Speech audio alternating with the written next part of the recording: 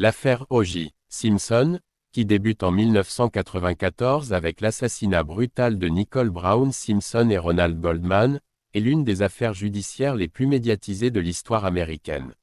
Elle a captivé le monde entier à cause de la célébrité de l'accusé, l'ancien joueur de football américain O.J. Simpson, et des nombreux rebondissements du procès, souvent appelé « le procès du siècle ». Cette affaire a soulevé des questions sur la race, la célébrité, la justice et les médias aux États-Unis, et a laissé une marque indélébile sur la société américaine. Dans la nuit du 12 juin 1994, les corps de Nicole Brown Simpson, ex-épouse d'O.J. Simpson, et de son ami, Ronald Goldman, sont retrouvés devant le domicile de Nicole au 875 South Bundy Drive, à Brentwood, un quartier aisé de Los Angeles. Nicole, âgée de 35 ans, et Ron, âgé de 25 ans, ont été tués de manière extrêmement violente. Nicole a été poignardée à la gorge et pratiquement décapitée, tandis que Ronald a reçu plusieurs coups de couteau, essayant apparemment de se défendre ou de protéger Nicole. Les premières analyses de la scène de crime révèlent une attaque sauvage et passionnée. Des traces de lutte sont visibles, du sang est éclaboussé sur les murs et le sol, et des empreintes de pas ensanglantées conduisent loin des corps. Très vite, les enquêteurs se concentrent sur O.J. Simpson, ancien mari de Nicole, avec qui elle avait eu une relation tumultueuse, marquée par des accusations de violence domestique. Le mariage de Nicole et O.J. Simpson, qui s'était terminé par un divorce en 1992 après 7 ans d'union, avait été entaché par plusieurs incidents de violence conjugale. En 1989, Simpson avait été accusé d'avoir battu Nicole, et il avait plaidé coupable pour des violences. Malgré cela, Nicole et O.J. continuaient d'avoir des contacts réguliers, notamment à cause de leurs 2 enfants, Sydney et Justin. Après leur divorce, Nicole avait déclaré à plusieurs reprises craindre pour sa sécurité, confiant à des amis qu'O.J. la surveillait et qu'elle craignait qu'il ne la tue. Ces antécédents de violence domestique ont immédiatement placé O.J. Simpson au centre de l'enquête. Cependant, sa célébrité et son image publique comme athlète vénéré et acteur respecté ont contribué à complexifier l'opinion publique sur son éventuelle culpabilité. Le 17 juin 1994, 5 jours après le double homicide, O.J. Simpson est accusé formellement de meurtre. Ce jour-là, il est censé se rendre aux autorités, mais à la place, il fuit dans une Ford Bronco blanche conduite par son ami et ancien coéquipier Al Collins. Ce qui suit est une des poursuites policières les plus célèbres de l'histoire moderne. Des dizaines de voitures de police et des hélicoptères poursuivent la Bronco sur les autoroutes de Los Angeles, pendant que des millions d'Américains regardent la scène en direct à la télévision. Au lieu d'une fuite à grande vitesse, Simpson se déplace lentement, et les spectateurs sont suspendus à leur écran.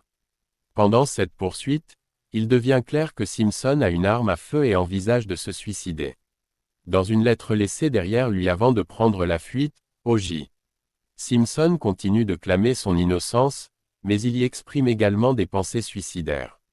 Après plusieurs heures de traque, la Bronco arrive finalement chez lui à Brentwood, où Simpson est arrêté sans incident. Le procès de O.J. Simpson commence en janvier 1995 et se transforme rapidement en un spectacle médiatique sans précédent.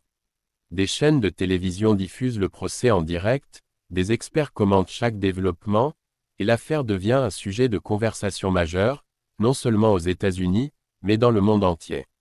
2 équipes d'avocats de renom se font face, l'accusation, dirigée par Marcia Clark et Christopher Darden, et la défense, souvent surnommée Dream Team, qui comprend des avocats célèbres comme Robert Shapiro, F. Libellet, et Johnny Cochran. L'un des aspects marquants de l'affaire est la manière dont elle reflète les tensions raciales aux États-Unis. Simpson, un homme noir, est jugé par un jury majoritairement afro-américain, et l'affaire est jugée à Los Angeles, une ville encore marquée par les émeutes de 1992 suite à l'acquittement des policiers blancs ayant tabassé Rodney King. La question de la race devient un élément central du procès, en particulier lorsque Johnny Cochran, un avocat afro-américain, met en doute l'intégrité des enquêteurs de la police de Los Angeles, LAPD, qui l'accusent de racisme et de manipulation de preuves. L'accusation semble disposer de preuves solides contre Simpson. Il y a des empreintes digitales, des traces de sang trouvées dans sa maison, sa voiture, et sur la scène de crime. Du sang de Nicole et de Goldman est découvert dans la Ford Bronco, ainsi que dans le domicile de Simpson. Une autre preuve majeure est un gant ensanglanté retrouvé près des corps et un second gant correspondant trouvé chez O.J.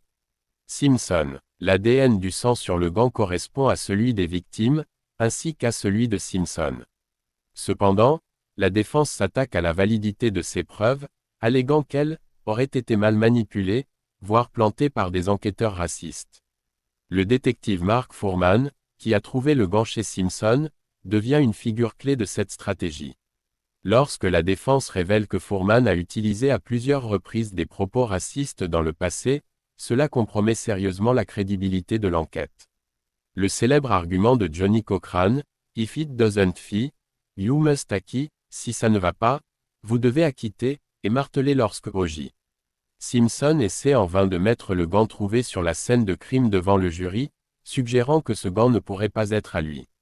Après plus de 8 mois de procès, le jury, composé de 9 femmes et 3 hommes, délibère pendant seulement 4 heures avant de rendre son verdict le 3 octobre 1995.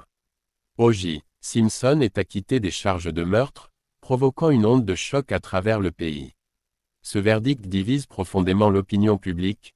Beaucoup d'Afro-Américains considèrent l'acquittement comme une victoire contre un système judiciaire perçu comme injuste à l'égard des Noirs, tandis que de nombreux Blancs et proches des victimes expriment leur indignation face à ce qu'ils voient comme un échec de la justice.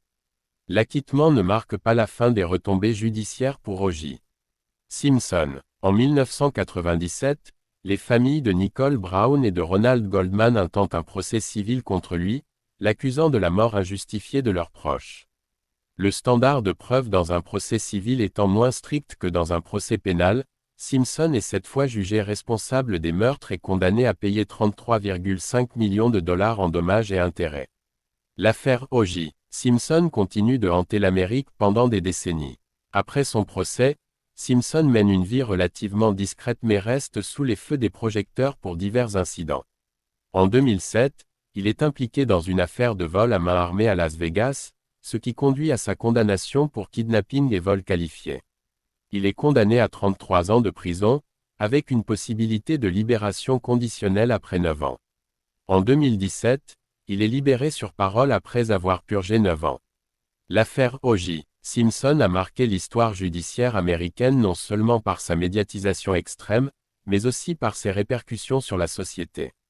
Elle a mis en lumière les tensions raciales, la fascination pour la célébrité et la justice, et elle continue d'être étudiée dans les domaines de la criminologie, du droit et des médias. Le procès, souvent cité comme un exemple de la manière dont les inégalités raciales peuvent influencer les procès, a laissé une empreinte indélébile sur la culture américaine et mondiale.